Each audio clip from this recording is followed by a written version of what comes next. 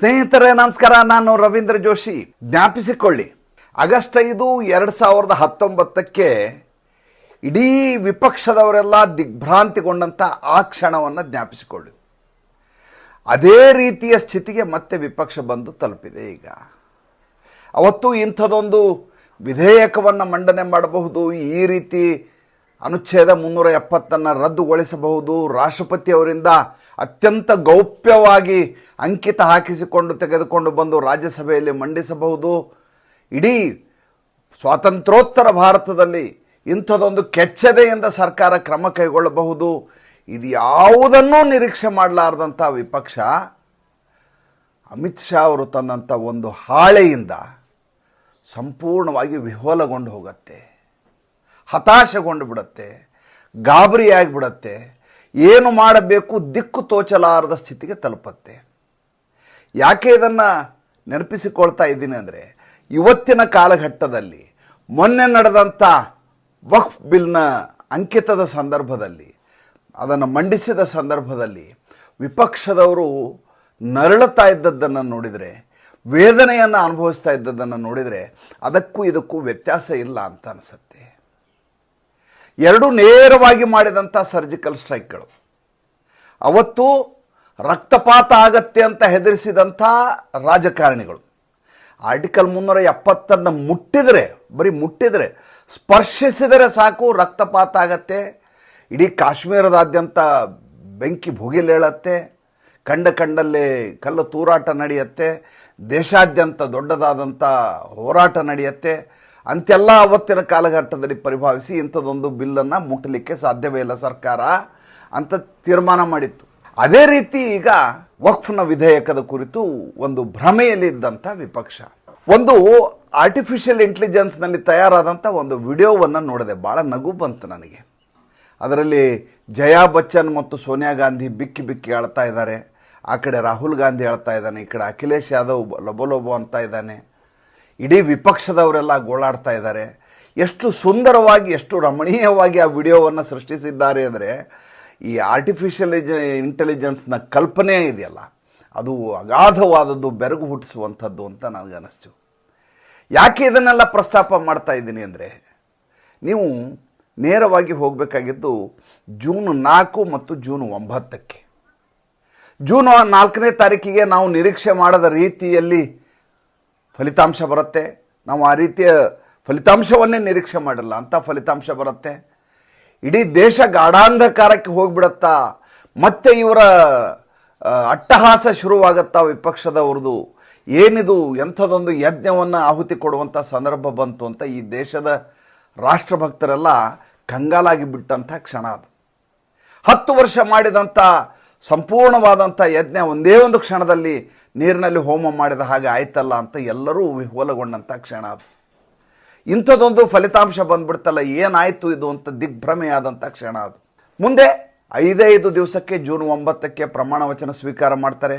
ಆ ಜೂನ್ 4 ಮತ್ತು ಜೂನ್ 9 ಮಧ್ಯೆ ಸಮಯವನ್ನು ನೋಡಬೇಕು, ಅದು ಪ್ರಳಯ ಸದೃಶವಾದಂಥದ್ದು. ಹೇಗಾದರೂ ಮಾಡಿ ಆ ಕಡೆ ನಿತೀಶ್ ಕುಮಾರ್ನನ್ನು ಸೆಳೆಯಬೇಕು ಅಂತ ವಿಪಕ್ಷದವರ ಪ್ರಯತ್ನ, ಈ ಕಡೆ ಚಂದ್ರಬಾಬು ನಾಯ್ಡುನ ಹಠಮಾರಿತನವನ್ನು ಬಳಸ್ಕೊಳ್ಬೇಕು ಅನ್ನುವಂಥ ಇನ್ನೊಂದು ಗುಂಪು, ಅವರಿಂದ ಹೇಗಾದರೂ ಮಾಡಿ ಕನಿಷ್ಠ ಒಂದು ಹೇಳಿಕೆಯನ್ನಾದರೂ ಕೊಡಿಸಬೇಕು, ಒಂದಷ್ಟು ಷರತ್ತುಗಳನ್ನಾದರೂ ಹಾಕಿಸಬೇಕು, ಸರ್ಕಾರವನ್ನು ಇಕ್ಕಟ್ಟಿನಲ್ಲಿ ಸಿಲುಕಿಸಬೇಕು ಅಂತ ಇನ್ನಿಲ್ಲದ ಹಾಗೆ ಪ್ರಯತ್ನ ಮಾಡಿದಂಥ ವಿಪಕ್ಷದ ರಾಕ್ಷಸ ಮನಸ್ಥಿತಿಯ ನಾಯಕರು. ಎಲ್ಲ ರೀತಿಯ ಪ್ರಯತ್ನ ನಡೀತು. ಒಂದು ದಿವಸ ಅಂತೂ ಪಾಟ್ನಾದಿಂದ ದಿಲ್ಲಿಗೆ ತೇಜಸ್ವಿ ಯಾದವ್ ಬರ್ತಾ ಇದ್ದಾನೆ, ಜೊತೆಗೆ ಅದೇ ಸಮಯಕ್ಕೆ ನಿತೀಶ್ ಕುಮಾರ್ ಕೂಡ ಅದೇ ವಿಮಾನದಲ್ಲಿ ಬರ್ತಾ ಇದ್ದಾರೆ. ನಿತೀಶ್ ಕುಮಾರ್ನನ್ನು ಹೇಗಾದರೂ ಮಾಡಿ ಮಾತನಾಡಿಸಿ ಆತನನ್ನು ಮನವೊಲೈಸಬೇಕು ಅಂತ ತೇಜಸ್ವಿ ಯಾದವ್ ಇನ್ನಿಲ್ಲದ ಹಾಗೆ ಪ್ರಯತ್ನ ಮಾಡ್ತಾನೆ. ಹಿಂದಿನ ಸೀಟ್ನಲ್ಲಿದ್ದವನು ಮುಂದೆ ಬಂದು ನಿತೀಶ್ ಕುಮಾರ್ ಪಕ್ಕಕ್ಕೆ ಕೂತ್ಕೋತಾನೆ, ನಿತೀಶ್ ಕುಮಾರ್ ಜೊತೆ ಹಸ್ತಲಾಘವ ಮಾಡ್ತಾನೆ, ಮಾತಾಡಿಸ್ತಾನೆ.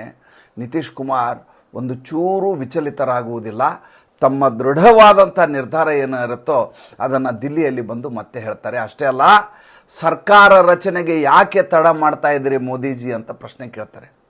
ನೋಡಿ ಎಂಥ ವಿಚಿತ್ರ, ನೋಡಿ ಎಂಥ ವಿಪರ್ಯಾಸ. ನೋಡಿ, ಒಂದು ಕಾಲಕ್ಕೆ 2013 ಕೊನೆಯ ಭಾಗದಲ್ಲಿ ನರೇಂದ್ರ ಮೋದಿ ಪ್ರಧಾನಮಂತ್ರಿ ಆಗ್ತಾರೆ ಅನ್ನುವಂಥ ಸಂದರ್ಭ ಬಂದಾಗ, ಪ್ರಧಾನಮಂತ್ರಿ ಅಭ್ಯರ್ಥಿ ಆಗ್ತಾರೆ ಅನ್ನುವಂಥ ಸಂದರ್ಭ ಬಂದಾಗ ನರೇಂದ್ರ ಮೋದಿ ಹೆಂಗಾಗ್ತಾರೆ ಅಂತ ವಿರೋಧ ಮಾಡಿ NDAಯಿಂದಲೇ ಹೊರ ಹೋದಂಥ ನಿತೀಶ್ ಕುಮಾರ್.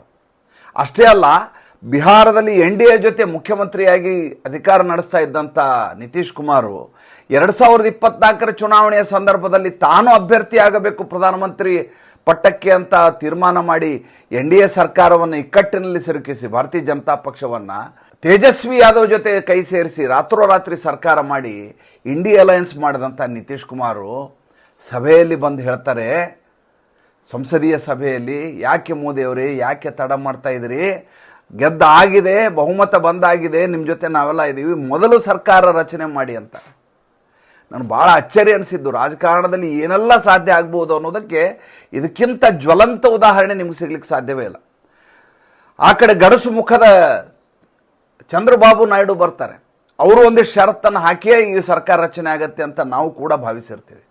ಆದರೆ ಆತ ಕೂಡ ಎಷ್ಟು ಹಸನ್ಮುಖಿಯಾಗಿ ಹೇಗೆ ನರೇಂದ್ರ ಮೋದಿ ಅವ್ರ ಜೊತೆ ಒಗ್ಗೂಡ್ತಾರೆ ಅಂದರೆ, ನಿಜವಾಗಿ 3 ಜನ ಸೇರಿ ಒಂದು ಸೃಷ್ಟಿ ಮಾಡಿದ್ದಾರೆ ಈ ದೇಶದಲ್ಲಿ ಒಂದು ಸರ್ಕಾರ ಅನ್ನುವುದು ಇವತ್ತಿನವರೆಗೂ ಹಾಗೇ ಉಳ್ಕೊಂಡ್ಬಂದಿದೆ. 10 ತಿಂಗಳಾಗಿದೆ, ಒಂದೇ ಒಂದು ಎಲ್ಲಿಯೂ ಕದಲಿಕೆ ಇಲ್ಲ, ಎಲ್ಲಿಯೂ ಒಂದೇ ಒಂದು ಭಿನ್ನಮತ ಇಲ್ಲ, ಒಂದೇ ಒಂದು ಹೇಳಿಕೆ ಕೂಡ ಇಬ್ಬರಿಂದನೂ ಇಲ್ಲ. ಆದರೆ ಅವತ್ತು ನರೇಂದ್ರ ಮೋದಿ ಮಾಡಿದಂಥ ಸರ್ಕಾರ ರಚನೆ ಇದೆಯಲ್ಲ ಜೂನ್ 9ಕ್ಕೆ, ಮೊದಲನೇದಾಗಿ ಅದು ಸಂಭ್ರಮಿತವಾದಂಥ ಪ್ರಮಾಣ ವಚನ ಸ್ವೀಕಾರ ಸಮಾರಂಭ ಆಗಲೇ ಇಲ್ಲ. ಯಾವುದೋ ಒಂದು ಸೂತಕದ ಮನೆಯಲ್ಲಿ ನಡೆದಂಥ ಒಂದು ತಳಿರು ತೋರಣ ಹಾಕಿ ಒಂದು ಕಾರ್ಯಕ್ರಮ ಮಾಡಿದ ರೀತಿಯಲ್ಲಿ ಇದ್ದಂಥದ್ದು. ಏಕೆಂದರೆ ಮಾನಸಿಕವಾಗಿ ಈ ದೇಶದ ರಾಷ್ಟ್ರಭಕ್ತರು ಅಂಥದ್ದೊಂದು ಸರ್ಕಾರ ರಚನೆಯನ್ನು ನಿರೀಕ್ಷೆಯನ್ನು ಮಾಡಿರಲಿಲ್ಲ, ಊಹಿಸಿರಲಿಲ್ಲ, ಅಂಥದ್ದೊಂದು ಸರ್ಕಾರಕ್ಕಾಗಿ ತಪ್ಪಿಸಿರಲಿಲ್ಲ. ಅದಕ್ಕೆ ತದ್ವಿರುದ್ಧವಾಗಿ ರಚನೆಯಾದಂಥ ಸರ್ಕಾರ. ಹಾಗೆ ನೋಡಿದರೆ 2014 ಮತ್ತು 2019ರಲ್ಲಿ ಕೂಡ NDA ಸರ್ಕಾರವೇ ಇದ್ದದ್ದು. ಆದರೆ 2014ರಲ್ಲಿ 283 ಸೀಟು, 219ರಲ್ಲಿ 303 ಸೀಟನ್ನು ಕರುಣಿಸಿದಂಥ ಈ ದೇಶದ ಮತದಾರ ಉಳಿದ ಮೈತ್ರಿ ಪಕ್ಷಗಳ ಜೊತೆಯಲ್ಲಿದ್ದರೂ ಕೂಡ, ಮಿತ್ರ ಪಕ್ಷಗಳ ಜೊತೆಯಲ್ಲಿದ್ದ ಸಂದರ್ಭದಲ್ಲಿಯೂ ಅವರ ಹಠಾಟೋಪ ನಡೆಯಲಾರದ ಹಾಗೆ ಭಾರತೀಯ ಜನತಾ ಪಕ್ಷಕ್ಕೆ ಬಹುಮತದ ಆಶೀರ್ವಾದವನ್ನು ಕರುಣಿಸಿದ್ದ. ಆದರೆ ಈಗ ಅವರ ಮೇಲೆ ನಿರ್ಭರ ಆಗುವಂಥ, ಪರಾವಲಂಬಿ ಆಗುವಂಥ ಸರ್ಕಾರ ರಚನೆ ಮಾಡಬೇಕಾದಂಥ ಅತ್ಯಂತ ಏನು ಹೇಳ್ತೀರಿ, ಒಂದು ಹಳವಂಡದ ಸನ್ನಿವೇಶ. ಮಾಡೋದ ಬೇಡವಾ, ಮಾಡಿದರೆ ಹೆಂಗಿರುತ್ತೆ, ಭಾಳ ದಿವಸ ನಡೆಯತ್ತಾ, ಉಲಾಢೋಲ ಪರಿಸ್ಥಿತಿ ಅಂತ ಹೇಳ್ತಾರೆ ಪಂಚಾಂಗದಲ್ಲಿ ಬರೆಯುವಾಗ. ಉಲಾಢೋಲ ಇದೆ ಅಂತ ಬರೀತಾರಲ್ಲ ಭವಿಷ್ಯದ ಬಗ್ಗೆ, ಹಾಗೆ ಉಲಾಢೋಲದ ಪರಿಸ್ಥಿತಿ ಅಂತ.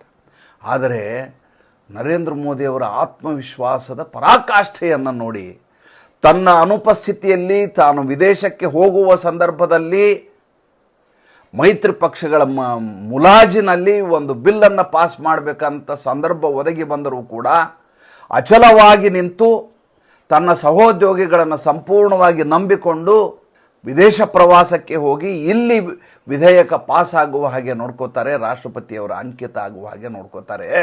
ಅಲ್ಲಿಗೆ ನರೇಂದ್ರ ಮೋದಿ ಅನ್ನುವಂಥ ವ್ಯಕ್ತಿಯ ಅದಮ್ಯ ಚೈತನ್ಯವನ್ನು ನೀವು ಆಲೋಚನೆಯನ್ನು ಮಾಡಿ. ಯಾಕೆ ಇಷ್ಟೆಲ್ಲ ಹೇಳಿದೆ ಅಂದರೆ, ಈಗ 2 ಘಟನೆಗಳು ಸಂಭವಿಸಲಿದ್ದಾವೆ ಈ ವಾರದಲ್ಲಿ. ಮೊದಲನೆಯದು, ಇಷ್ಟು ದಿವಸ ನಾವು ನಿರೀಕ್ಷೆ ಮಾಡ್ತಾ ಇದ್ದಂಥ ಭಾರತೀಯ ಜನತಾ ಪಾರ್ಟಿಯ ರಾಷ್ಟ್ರೀಯ ಅಧ್ಯಕ್ಷರು ಯಾರಾಗ್ತಾರೆ ಅನ್ನುವಂಥ ಒಂದು ಜಿಜ್ಞಾಸೆಗೆ ಅಂತಿಮ ವಿರಾಮ ಬೀಳಲಿದೆ ಈ ವಾರದಲ್ಲಿ. 14ನೇ 15ನೇ ತಾರೀಕು ಒಳಗಾಗಿ ಹೊಸ ಅಧ್ಯಕ್ಷರ ನೇಮಕಾತಿ ಪ್ರಕ್ರಿಯೆ ಮುಗಿದೋಗುತ್ತೆ. ಇಲ್ಲಿ ಚುನಾವಣೆ ಅನ್ನುವಂಥ ಪ್ರಶ್ನೆ ಬರೋದಿಲ್ಲ ಭಾರತೀಯ ಜನತಾ ಪಾರ್ಟಿಯಲ್ಲಿ. ಸ್ವಾಭಾವಿಕವಾಗಿ ಹೇಗೆ ಉಳಿದ ಎಲ್ಲ ವರಿಷ್ಠರು ಸೇರಿ ಒಬ್ಬ ವ್ಯಕ್ತಿಯನ್ನು ತೀರ್ಮಾನ ಮಾಡ್ತಾರೋ ಅದಕ್ಕೆ ಉಳಿದವರು ಬದ್ಧರಾಗಿರ್ತಾರೆ. ಯಾವುದೋ ಕುಟುಂಬದ ಡೈನಿಂಗ್ ಟೇಬಲ್ ಮೇಲೆ ಅಧ್ಯಕ್ಷರ ತೀರ್ಮಾನ ಆಗುವುದಿಲ್ಲ. ಹೇಗೆ ಮಲ್ಲಿಕಾರ್ಜುನ ಮುತ್ಯಾನ ಆಯ್ಕೆ ಆಯ್ತಲ್ಲ, ಆ ರೀತಿ ಆಯ್ಕೆ ಪ್ರಕ್ರಿಯೆ ಆಗೋದಿಲ್ಲ. ಅದಕ್ಕೆ ಅವರು ಚುನಾವಣೆ ಅನ್ನುವಂಥ ಬಣ್ಣವನ್ನು ಬೇರೆ ಹಾಕಿದ್ರು. ಅದಕ್ಕೆ ಮಜಾ ನೋಡಿ, ಎಂಥ ವಿಚಿತ್ರ ಅಂದರೆ, ಅಶೋಕ್ ಗೆಹ್ಲೋಟ್ಗೆ ಹೋಗಿ ಕಾಲು ಹಿಡ್ಕೋತಾರೆ, ದಯವಿಟ್ಟು ಅಧ್ಯಕ್ಷ ಆಗುವಂತ. ಅಶೋಕ್ ಗೆಹ್ಲೋಟ್ ಷರತ್ತು ಹಾಕ್ತಾರೆ, ಏನಂತ, ನಾನು ಮುಖ್ಯಮಂತ್ರಿಯೂ ಆಗಿರ್ತೀನಿ, ರಾಷ್ಟ್ರೀಯ ಅಧ್ಯಕ್ಷನೂ ಆಗಿರ್ತೀನಿ. ಇವರಿಗೆ ಪೇಚಾಟಕ್ಕೆ ಸಿಲ್ಕೊಂಡ್ಬಿಡ್ತಾರೆ ಸೋನಿಯಾ ಗಾಂಧಿ, ರಾಹುಲ್ ಗಾಂಧಿ, ಪ್ರಿಯಾಂಕಾ ವಾಡ್ರಾ. ಇದೇನಯ್ಯ ಈ ಥರ ಆಡ್ತಾನೆ ಇವನು ರಾಷ್ಟ್ರೀಯ ಅಧ್ಯಕ್ಷ ಮಾಡಿ ರಾಷ್ಟ್ರ ಮಟ್ಟದಲ್ಲಿ ಮೆರೆಸೋಣ ಅಂದರೆ ಈತ ಮುಖ್ಯಮಂತ್ರಿಯಾಗಿ ಅಲ್ಲೇ ರಾಜ್ಯದಲ್ಲಿ ರಾಜಸ್ಥಾನದಲ್ಲಿ ಇರ್ತೀನಿ ಅಂತಾನಲ್ಲ. ಅಷ್ಟೇ ಅಲ್ಲ, ಇವರು 3 ಜನ ಅಜಯ್ ಮಾಕನ್ ಮತ್ತು ಇನ್ನೊಬ್ಬರನ್ನು ಸೇರಿಸಿ ರಾಜಸ್ಥಾನಕ್ಕೆ ಕಳಿಸಿದ ಸಂದರ್ಭದಲ್ಲಿ 99 ಶಾಸಕರನ್ನ ಕರ್ಕೊಂಡು ಪ್ರತ್ಯೇಕ ಸಭೆಯನ್ನು ಬೇರೆ ನಡೆಸ್ತಾನೆ. ಇಲ್ಲಿಂದ ಹೋದಂಥ ಪ್ರಭಾರಿಗಳು ವರಿಷ್ಠರು ಯಾರಿದ್ದಾರೆ ಅವರಿಗೆ ಕವಡೆ ಕಾಸಿನ ಕಿಮ್ಮತ್ತೇ ಇರೋದಿಲ್ಲ. ಕಾಂಗ್ರೆಸ್ಸಿನ ಹೀನಾಯ ಸ್ಥಿತಿ ಹೇಗಿದೆ ಅಂತ ನೀವು ಅರ್ಥ ಮಾಡ್ಕೊಳ್ಳಿಕ್ಕೆ ಅದರ ಅಧ್ಯಕ್ಷನನ್ನು ಆಯ್ಕೆ ಮಾಡಿದ ಸ್ಥಿತಿಯನ್ನು, ಅವತ್ತು ಬಂದಂಥ ಪರಿಸ್ಥಿತಿಯನ್ನು ನೋಡಿದರೆ ಇವತ್ತು ಕಾಂಗ್ರೆಸ್ ಎಂಥ ಪೇಚಿನಲ್ಲಿದೆ, ಹೇಗೆ ಅದು ಹೀನಾತಿಹೀನ ಸ್ಥಿತಿಯಲ್ಲಿದೆ, ಹೇಗೆ ಪತನದ ಅಂಚಿಗೆ ತಲುಪಿದೆ ಅನ್ನೋ ಸ್ಪಷ್ಟವಾಗಿ ಗೊತ್ತಾಗ್ಬಿಡುತ್ತೆ. ಅವತ್ತೇ ಗೊತ್ತಾಗತ್ತೆ, ಈಗಲ್ಲ. ಅವತ್ತಿನ ದಿವಸನೇ ಒಬ್ಬ ಅಧ್ಯಕ್ಷರ ನೇಮಕಾತಿ ಪ್ರಕ್ರಿಯೆಯಲ್ಲಿ ಇವರ ಮಾತನ್ನು ಇವರ ನಾಯಕನೇ ಕೇಳ್ತಾ ಇರಲಿಲ್ಲ. ಆ ಕಡೆ ಶಶಿ ತರೂರು ನಾ ಚುನಾವಣೆಗೆ ನಿಲ್ಲವನೇ ಅಂತಾರೆ, ಈ ಕಡೆ ಅಶೋಕ್ ಗೆಹ್ಲೋಟು ನಾನು ಸ್ಪರ್ಧಿಸ್ತೀನಿ ಆದರೆ ನನಗೆ 2 ಸ್ಥಾನ ಕೊಡಿ ಅಂತಾರೆ. ಮಲ್ಲಿಕಾರ್ಜುನ ಮೊತ್ತೆ ಹತ್ರ ಮೈಕ್ ಹಿಡ್ಕೊಂಡು ಹೋಗ್ತಾರೆ ಮಾಧ್ಯಮದವರು ರಾತ್ರಿ 9:00ವರೆಗೆ. ನನಗೆ ಇನ್ನೂ ಕಣ್ಣಿಗೆ ಕಟ್ಟಿದಂಗಿದೆ ಸನ್ನಿವೇಶ. ನಾನೆಲ್ಲರಿ ರಾಷ್ಟ್ರೀಯ ಅಧ್ಯಕ್ಷ ಆಗ್ತೀನಿ, ನನಗೂ ಅದಕ್ಕೂ ಸಂಬಂಧವೇ ಇಲ್ಲ, ನಾನು ಅದರಲ್ಲಿ ಪಾಲ್ಗೊಳ್ಳುವ ಪ್ರಶ್ನೆ ಇಲ್ಲ ಅಂತ ಮನೆ ಒಳಗಡೆ ಹೋಗಿ ಬಾಗಿಲು ಹಾಕ್ಕೊಂಡ್ಬಿಡ್ತಾರೆ. ನೋಡಿದರೆ ಮಾರನೇ ದಿವಸ ಬೆಳಗ್ಗೆ ಮಲ್ಲಿಕಾರ್ಜುನ ಮೊತ್ತೆನನ್ನು ಅಧ್ಯಕ್ಷ ಸ್ಥಾನಕ್ಕೆ ಚುನಾವಣೆ ನಿಲ್ಲಿಸಿರ್ತಾರೆ. ಚುನಾವಣೆ ಅನ್ನೋದು ನಾಮಕವಾಸ್ತೆ ನಡೆದಂಥ ಕಪಟ ನಾಟಕ. ಶಶಿ ತರೂರು ಸೋಲುವುದು ಶಶಿ ತರೂರಿಗೂ ತುಂಬ ಚೆನ್ನಾಗಿ ಗೊತ್ತಿರುತ್ತೆ. ಆದರೆ ಏನಾದರೂ ಆಗಲಿ ಒಂದು ಬಂಡಾಯ ನಿಂತು ಬಿಡೋಣ ಅನ್ನುವಂಥ ಕಾರಣಕ್ಕೆ ನಿಂತಿರ್ತಾನೆ. ಇದಕ್ಕೆ ಕಾಂಗ್ರೆಸ್ಸಿನಲ್ಲಿ ಪ್ರಜಾಪ್ರಭುತ್ವ ಅಂತಾರೆ. ಆಂತರಿಕವಾಗಿ ನಾವು ಪ್ರಜಾಪ್ರಭುತ್ವವನ್ನು ಹೊಂದಿದ್ದೀವಿ ಅಂತಾರೆ. ಪ್ರಜಾಪ್ರಭುತ್ವ ಎಲ್ಲಿ ಅಂದರೆ ಸೋನಿಯಾ ಗಾಂಧಿಯವರ 10 ಜನಪಥ್ನ ನಿವಾಸನದ ಒಳಗಡೆ ಇರುವಂಥ ಡೈನಿಂಗ್ ಟೇಬಲ್ ಮೇಲೆ. ಆದರೆ ಅದೇ ಈ ವಾರದಲ್ಲಿ ತೀರ್ಮಾನ ಆಗುತ್ತಲ್ಲ, ಆವಾಗ ನಿಜವಾದ ಅಧ್ಯಕ್ಷ ಯಾರು ಅನ್ನೋದು, ಒಂದು ರಾಷ್ಟ್ರೀಯ ಅಧ್ಯಕ್ಷ ಹೇಗಿರಬೇಕು, ಹೇಗೆ ಆಯ್ಕೆ ಆಗತ್ತೆ ಅನ್ನೋದನ್ನು ನೋಡಬೇಕು ಅಂದರೆ ಆ ಹೆಸರನ್ನು ಗಮನಿಸಬೇಕಾಗತ್ತೆ. ಮೊನ್ನೆ ಅಮಿತ್ ಶಾಗೆ ಒಂದು ಪ್ರಶ್ನೆ ಕೇಳ್ತಾರೆ ಅಖಿಲೇಶ್ ಯಾದವ್. ನೋಡಿ, ಅಖಿಲೇಶ್ ಯಾದವ್ ಹೇಗೆ ದಿಕ್ಕು ತೋಚಲಾರದ ಆಗಿದ್ದಾರೆ, ಹೇಗೆ ನೈತಿಕ ದಿವಾಳಿಯಾಗಿದ್ದಾರೆ ಅನ್ನೋದು ನೋಡ್ಬೇಕಂದ್ರೆ ಮೊನ್ನೆ ಲೋಕಸಭೆಯಲ್ಲಿ ಅವ್ರಿಗೆ ವಕ್ಫ್ ಕಾಯ್ದೆ ತಿದ್ದುಪಡಿಯ ಕುರಿತಾದಂಥ ಚರ್ಚೆಯಲ್ಲಿ ಭಾಗವಹಿಸಬೇಕು. 37 ಸಂಸದರನ್ನು ಇಟ್ಕೊಂಡಂಥ 2ನೇ ಅತಿ ದೊಡ್ಡ ವಿರೋಧ ಪಕ್ಷದ ಪಾರ್ಟಿ ಈಗದು. ಮೊದಲೇದು ಕಾಂಗ್ರೆಸ್ಸು 99, 2ನೇದು 37 ಅಖಿಲೇಶ್ ಯಾದವ್ ಅವರ ಸಮಾಜವಾದಿ ಪಾರ್ಟಿ, 3ನೇದು ತೃಣಮೂಲ ಕಾಂಗ್ರೆಸ್ಸು. ಈತ ಯಾವುದೇ ಹೋಮ್ವರ್ಕ್ ಇಲ್ಲದೆ ಬಂದಂಥ ಮನುಷ್ಯ ಬಾಯಿಗೆ ಬಂದ ವಿಷಯಗಳನ್ನ ಮಾತಾಡುವಾಗ ಒಂದು ವಿಷಯ ಮಾತಾಡ್ತಾರೆ, ಇವ್ರಿಗೆ ರಾಷ್ಟ್ರೀಯ ಅಧ್ಯಕ್ಷರನ್ನು ಯಾರು ಮಾಡಬೇಕು ಅನ್ನೋದೇ ಇವ್ರಿಗೆ ಮಾಡಲಿಕ್ಕೆ ಸಾಧ್ಯ ಆಗ್ತಾ ಇಲ್ಲ ಅಂತ ಭಾರತೀಯ ಜನತಾ ಪಾರ್ಟಿಯನ್ನು ನಿಂದಿಸಲಿಕ್ಕೆ, ಆರೋಪಿಸಲಿಕ್ಕೆ ಶುರು ಮಾಡ್ತಾರೆ. ನೋಡಿ, ವಕ್ಫ್ ಕಾಯ್ದೆ ತಿದ್ದುಪಡಿಯ ವಿಷಯವಾಗಿ ವಿಧೇಯಕ ಮಂಡನೆಯಾಗಿದೆ, ಅದರ ಕುರಿತಾಗಿ ಮಾತನಾಡಬೇಕು. ಅಥವಾ ಯಾವುದಾದ್ರೂ ನೀತಿಯ ಕುರಿತಾಗಿ ಇವರ ನೀತಿಗಳು ಹೇಗಿದ್ದಾವೆ ಭಾರತೀಯ ಜನತಾ ಪಾರ್ಟಿ ಸರ್ಕಾರದ್ದು ಅನ್ನೋದನ್ನು ತುಲನೆ ಮಾಡಿ ಮಾತಾಡಬೇಕು. ಆದರೆ ಭಾರತೀಯ ಜನತಾ ಪಾರ್ಟಿಯ ರಾಷ್ಟ್ರೀಯ ಅಧ್ಯಕ್ಷರ ಆಯ್ಕೆ ಅನ್ನುವಂಥ ಆಂತರಿಕ ವಿಚಾರ, ಅದರ ಕುರಿತಾಗಿ ಸಂಸತ್ತಿನಲ್ಲಿ ಈತ ಮಾತಾಡ್ತಾನೆ. ಆವಾಗ ತುಂಬ ಚೆನ್ನಾಗಿ ಅಮಿತ್ ಶಾ ಒಂದು ಮಾತು ಹೇಳ್ತಾರೆ, ಎದ್ದು ನಿಂತು ಹೇಳ್ತಾರೆ, ನೋಡಿ ನಮ್ಮ ಪಕ್ಷದಲ್ಲಿ ಸುಮಾರು 18 ಕೋಟಿ ಜನ ಸದಸ್ಯರಿದ್ದಾರೆ ಭಾರತೀಯ ಜನತಾ ಪಾರ್ಟಿಯಲ್ಲಿ, ಹೀಗಾಗಿ ರಾಷ್ಟ್ರೀಯ ಅಧ್ಯಕ್ಷರ ನೇಮಕಾತಿ ಪ್ರಕ್ರಿಯೆಗೆ ಸಮಯ ಹಿಡಿಯುತ್ತೆ. ಅಖಿಲೇಶ್ ಯಾದವ್ ಹಾಗಲ್ಲ, ಅವರಿರೋದೇ 5 ಜನ ಕುಟುಂಬದ ಸದಸ್ಯರು, ನೀನೇ ಅಧ್ಯಕ್ಷ ಅಂತ ಅಖಿಲೇಶ್ ಯಾದವ್ ಹೇಳಿದರೆ 25 ವರ್ಷ ಆತನೇ ಅಧ್ಯಕ್ಷನಾಗಿರ್ತಾನೆ, ಕುಟುಂಬ ರಾಜಕಾರಣ ಬೇರೆ ನಮ್ಮದು ಬೇರೆ ಅಂತ. ಇದು ಈ ರೀತಿ ಕಪಾಳಕ್ಕೆ ಹೊಡೆದದ್ದು ಆ ಅಖಿಲೇಶ್ ಯಾದವ್ಗೆ ಅರ್ಥನೇ ಆಗೋದಿಲ್ಲ. ಆತ ಕೈ ಎತ್ತಿ ನಮಸ್ಕಾರ ಮಾಡ್ತಾನೆ ಅಮಿತ್ ಶಾ ಅವರೆದುರಿಗೆ, ನನಗೆ ಕಾಂಪ್ಲಿಮೆಂಟ್ ಮಾಡಿದಿರಿ ಅನ್ನುವ ರೀತಿಯಲ್ಲಿ. ಇಂಥ ವಿಚಿತ್ರವಾದಂಥ ನೈತಿಕ ದಿವಾಳಿಯಾಗಿರುವಂಥ ವಿಪಕ್ಷಗಳ ಮಧ್ಯೆ ಈಗ ಭಾರತೀಯ ಜನತಾ ಪಕ್ಷದ ರಾಷ್ಟ್ರೀಯ ಅಧ್ಯಕ್ಷರ ನೇಮಕಾತಿ ಆಗ್ತಾ ಇದೆ. ಪ್ರಶ್ನೆ ಅದಲ್ಲ, ಪ್ರಶ್ನೆ ಅದರ ಜೊತೆ ಇರುವಂಥ ಇನ್ನೊಂದು ವಿಚಾರ, ಇಡೀ ಸಂಘಟನೆಗೆ ಹೊಸ ಸ್ವರೂಪವನ್ನು ಕೊಡುವಂಥ ಪ್ರಯತ್ನ ನಡೀತಾ ಇದೆ. ನನಗೆ ಬಂದಿರುವ ಮಾಹಿತಿಗಳ ಪ್ರಕಾರ ಇಡೀ ವ್ಯವಸ್ಥೆ ಅದು ಹೇಗಿರಬೇಕು ಅಂದರೆ, ಈ ಕಡೆ ರಾಷ್ಟ್ರೀಯ ಸ್ವಯಂ ಸೇವಕ ಸಂಘಕ್ಕೂ ಸಮ್ಮತಿಯಾಗಿರುವಂಥ ವ್ಯಕ್ತಿ, ಈ ಕಡೆ ಭಾರತೀಯ ಜನತಾ ಪಾರ್ಟಿಯ ನೊಗವನ್ನು ಹೊರಬಲ್ಲಂಥ ಅತ್ಯಂತ ಸದೃಢವಾದಂಥ ವಿಚಾರ ಪ್ರಜ್ಞೆ ಇರುವಂಥ ವ್ಯಕ್ತಿ, ಜೊತೆಗೆ ಸಂಘಟನೆಯನ್ನು ಮುಂದುವರಿಸಿಕೊಂಡು ಹೋಗುವಂಥ, ಏಕೆಂದರೆ ಆತ ಮುಂದೆ 2029 ಚುನಾವಣೆಯ ನೊಗವನ್ನು ಆ ಮುಂದಿನ ಅಧ್ಯಕ್ಷ ಹೊರಬೇಕು, ಅಂಥ ವ್ಯಕ್ತಿ ಬೇಕಲ್ಲಿ. ಅಂಥ ವ್ಯಕ್ತಿಯ ಜೊತೆಗೆ ಇಡೀ ಟೀಮನ್ನು ಬದಲಿಸುವಂಥ ಕೆಲಸ ನಡೀತಾ ಇದೆ. ಕೆ ಅಣ್ಣಾಮಲೈ ಅವರ ಅಲ್ಲಿ ರಾಜ್ಯಾಧ್ಯಕ್ಷ ಸ್ಥಿತಿ ನೋಡಿದರೆ ನಿಮಗೆ ಇದ್ರ ಬಗ್ಗೆ ಅರ್ಥ ಆಗುತ್ತೆ. ಅಲ್ಲಿ ಕೂಡ ಇದೇ ಪ್ರಕ್ರಿಯೆ ನಡೀತಾ ಇದೆ. ಸ್ವತಃ ಅಣ್ಣಾಮಲೈ ಅವರು ನಾನು ರಾಜ್ಯಾಧ್ಯಕ್ಷ ಕಣದಲ್ಲಿಲ್ಲ, ನಾನು ಹೋರಾಟಕ್ಕೆ ಇಳಿತಾ ಇಲ್ಲ ಅಂತ ಹೇಳಿದ್ದಾರೆ. ಅದ್ರ ಬಗ್ಗೆ ಆಮೇಲೆ ಮಾತಾಡ್ತೀನಿ, ಅದು ಬೇರೆ ಸಂಚಿಕೆಯನ್ನು ಮಾಡೋಣ ಅದ್ರ ಬಗ್ಗೆ. ಅಂದರೆ ಈ ರೀತಿ ದೇಶಾದ್ಯಂತ ಬೇರೆ ಬೇರೆ ಸ್ಥಾನಮಾನಗಳನ್ನು ಕಲ್ಪಿಸಿಕೊಡುವ, ಸಂಘಟನೆಗೆ ಹೊಸ ಸ್ವರೂಪವನ್ನು ಕೊಡುವ, ಅದಕ್ಕೆ ಒಂದು ಮೆರುಗನ್ನು ನೀಡುವಂಥ ಪ್ರಕ್ರಿಯೆ ಭಾಳ ದೊಡ್ಡ ಮಟ್ಟದಲ್ಲಿ ಒಳಗಡೆ ನಡೀತಾ ಇದೆ. ಅದರ ಜೊತೆ ಇನ್ನೊಂದು ಕೆಲಸ ಆಗ್ತಾ ಇದೆ. ಅದೇನಪ್ಪ ಅಂತಂದರೆ, ನರೇಂದ್ರ ಮೋದಿಯವರು 3ನೇ ಟರ್ಮ್ಗೆ, 3ನೇ ಅವಧಿಗೆ ಪ್ರಧಾನಮಂತ್ರಿಯಾಗಿ ಜೂನ್ 9ಕ್ಕೆ 1 ವರ್ಷ ಆಗುತ್ತೆ. ಜೂನ್ 9ಕ್ಕೆ ಪ್ರಮಾಣ ವಚನ ತೊಗೊಂಡಿದ್ದವರು, ಜೂನ್ 4ಕ್ಕೆ ಫಲಿತಾಂಶ ಬಂತು, ಜೂನ್ 9 ಸಂಜೆ ಪ್ರಮಾಣ ವಚನ ಸ್ವೀಕಾರ ಮಾಡಿದರು. ಆ ಕ್ಷಣದಲ್ಲಿ ಆತುರಾತುರವಾಗಿ ಕೇಂದ್ರದಲ್ಲಿ ಮಂತ್ರಿಮಂಡಲದ ನೇಮಕಾತಿ ಪ್ರಕ್ರಿಯೆ ನಡೆಯುತ್ತೆ, ಯಾರ್ಯಾರಿಗೆ ಯಾವ ಸ್ಥಾನ ಅಂಥೇಳಿ. ಆ ಕ್ಷಣದಲ್ಲಿ ಆವಾಗ ಮಾನಸಿಕವಾಗಿ ಇಷ್ಟು ಸದೃಢವಾಗಿ ಒಂದು ಮಂತ್ರಿಮಂಡಲವನ್ನು ರಚಿಸುವಂಥ ಸ್ಥಿತಿಯೂ ಆಗಿರಲಿಲ್ಲ. ನರೇಂದ್ರ ಮೋದಿ ಆತ್ಮವಿಶ್ವಾಸದಿಂದ ಸರ್ಕಾರವನ್ನು ರಚನೆ ಮಾಡಿದರೂ ಕೂಡ ಉಳಿದ ವಾತಾವರಣ ಆಗಿರಲಿಲ್ಲ. ಆ ಸಂದರ್ಭದಲ್ಲಿ ಎಲ್ಲವೂ ಕೂಡ ಲಘು ಬಗೆಯಿಂದ ನಡೆದಂಥ ಪ್ರಕ್ರಿಯೆ ಅದು. ಒಂದು ಕಡೆ ವಿಪಕ್ಷಗಳು ಈ ಸರ್ಕಾರ ಆಗಬೇಕು ಅಂತ ಹೋರಾಟ ಮಾಡ್ತಾ ಇದ್ದಂಥ ಅಯೋಮಯ ಸ್ಥಿತಿ, ಮತ್ತೊಂದು ಕಡೆ ಸರ್ಕಾರ ರಚನೆಗೆ ತಡ ಮಾಡಿದಷ್ಟು ಸಮಸ್ಯೆ ಜಾಸ್ತಿ ಅಂತ ನಿತೀಶ್ ಕುಮಾರ್ ಮತ್ತು ಚಂದ್ರಬಾಬು ನಾಯ್ಡು ಅವರ ಒತ್ತಡ. ಇದರ ಮಧ್ಯೆ ನರೇಂದ್ರ ಮೋದಿ ರಚನೆ ಮಾಡಿದಂಥ ಮಂತ್ರಿಮಂಡಲ. ಈಗ ಆ ಮಂತ್ರಿಮಂಡಲದಲ್ಲಿ ಯಾರ್ಯಾರಿದ್ದಾರೋ ಅವರ ಕಾರ್ಯಶೈಲಿಯ ಕುರಿತಾಗಿ ಈಗ ಸಮೀಕ್ಷೆ ನಡೀತಾ ಇದೆ. ಯಾರ್ಯಾರು ಯಾವ್ಯಾವ ಖಾತೆಯಲ್ಲಿದ್ದಾರೆ, ಅವರು ಕಳೆದ 10 ತಿಂಗಳಲ್ಲಿ ಏನು ಕೆಲಸ ಮಾಡಿದ್ದಾರೆ, ಏನು ಕಳೆದ ಕಟ್ಟೆ ಹಾಕಿದ್ದಾರೆ, ಇವರು ಯೋಗ್ಯವಾಗಿ ಕೆಲಸ ಮಾಡಿದ್ದಾರಾ, ಇನ್ನು 4 ವರ್ಷ ಇವರು ಈ ಖಾತೆಯನ್ನು ಮುಂದುವರ್ಸ್ಕೊಂಡು ಹೋಗ್ಬೋದಾ, ಈ 10 ತಿಂಗಳಲ್ಲಿ ಏನಾದರೂ ಸಾಧನೆಯನ್ನು ಮಾಡಿ ತೋರಿಸಿದ್ದಾರಾ, ಇದೆಲ್ಲದರ ಕುರಿತಾಗಿ ಸಮೀಕ್ಷೆಯನ್ನು ಮಾಡ್ತಾ ಇದ್ದಾರೆ. ನರೇಂದ್ರ ಮೋದಿಯವರು ವ್ಯಕ್ತಿಗತವಾಗಿ ವೈಯಕ್ತಿಕವಾಗಿ ಈ ಕೆಲಸವನ್ನು ಮಾಡ್ತಾ ಇದ್ದಾರೆ. ಒಂದು ವಿಷಯವನ್ನು ನೆನಪಿಡಿ, ನರೇಂದ್ರ ಮೋದಿಯವರು ಕೆಲಸದ ವಿಷಯದಲ್ಲಿ ಎಂದೂ ಕೂಡ ಕಾಂಪ್ರಮೈಸ್ ಆಗಲಾರದ ಮನುಷ್ಯ. ಸ್ವತಃ ತಾವೇ ಕೆಲಸ ಮಾಡೋದ್ರಿಂದ ಬೇರೆಯವರು ಕೂಡ ಮಾಡಲೇಬೇಕು ಅವ್ರಿಗೆ. ನಿಮಗೆ ಗೊತ್ತಿರಲಿ, ಮೊನ್ನೆ 2 ದಿವಸ ನಡೆದಂಥ ಸಂಸತ್ತು ಮತ್ತು ರಾಜ್ಯಸಭೆ ಎರಡೂ ಕಡೆ ನಡೆದಂಥ ಚರ್ಚೆ 2 ದಿನಗಳಲ್ಲಿ ಅಮಿತ್ ಶಾ ಮಲಗಿರುವುದು ಕೇವಲ 5 ಗಂಟೆಯಂತೆ. ಕೇವಲ 5 ಗಂಟೆ, 2 ದಿವಸ ಸೇರಿಸಿ. ಮೊದಲೇ 24 ಗಂಟೆ, ಎರಡನೇ 24 ಗಂಟೆ, 48 ಗಂಟೆ ಆಗ್ತವೆ 2 ದಿವಸದಲ್ಲಿ. ಅದರಲ್ಲಿ ಅಮಿತ್ ಶಾ ಮಲಗಿರುವುದು, ರೆಸ್ಟ್ ವಿಶ್ರಾಂತಿ ತೆಗೆದುಕೊಂಡಿರುವುದು ಕೇವಲ 5 ಗಂಟೆ ಅಂತೆ. ಆ ರೀತಿಯ ಅಹರ್ನಿಶಿ ಅಹೋರಾತ್ರಿ ಕೆಲಸ ಮಾಡುವಂಥ ಪಡೆ ಬೇಕು ಅಂತ ನರೇಂದ್ರ ಮೋದಿಯವರ ಇಚ್ಛೆ ಯಾವಾಗಲೂ. ಅದಕ್ಕೆ ಕಾಂಪ್ರಮೈಸ್ ಆಗುವ ಪ್ರಶ್ನೆಯೇ ಇಲ್ಲ.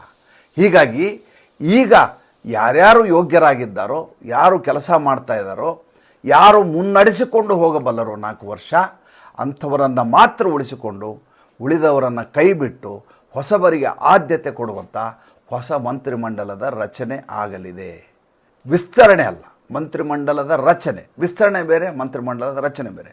ಸ್ಥಾನಗಳನ್ನೇ ಬಿಟ್ಟು ಬೇರೆಯವ್ರನ್ನೇ ಕೂಡಿಸಿಬಿಡುವಂಥ ಭಾಳ ದೊಡ್ಡ ಮಟ್ಟದ ಪ್ರೋಸೆಸ್ ನಡೀತಾ ಇದೆ. ಅಂಥದ್ದೊಂದು ಹೊಸ ಸರ್ಕಾರ ಇನ್ನು ಕೆಲವೇ ತಿಂಗಳು 2 ತಿಂಗಳಲ್ಲಿ ಎಲ್ಲ ಈ ಪ್ರಕ್ರಿಯೆ ನಡೆದು ಹೋಗ್ತದೆ. ಅದಾದ ಮೇಲೆ ಶುರುವಾಗತ್ತಲ್ಲ, ಅದು ನರೇಂದ್ರ ಮೋದಿಯವರ 3.0. ಆಗ ಸರ್ಕಾರದ ವೈಖರಿ ಹೇಗಿರುತ್ತೆ ನೋಡಿ. ಅಂಥ ಬೆರಗಿಗಾಗಿ ನಾನು ಕೂಡ ಕಾಯ್ತಾ ಇದ್ದೀನಿ. ಸಂಚಿಕೆ ಇಷ್ಟ ಆಗಿದ್ದರೆ ಲೈಕ್ ಮಾಡಿ, ಫಾಲೋ ಮಾಡಿ, ಶೇರ್ ಮಾಡಿ. ದಯವಿಟ್ಟು ನಮ್ಮ ಮುಕ್ತ ಪತ್ರಿಕೋದ್ಯಮಕ್ಕೆ ಆರ್ಥಿಕವಾಗಿ ಬೆಂಗಾವಲಾಗಿ ನಮಸ್ಕಾರ.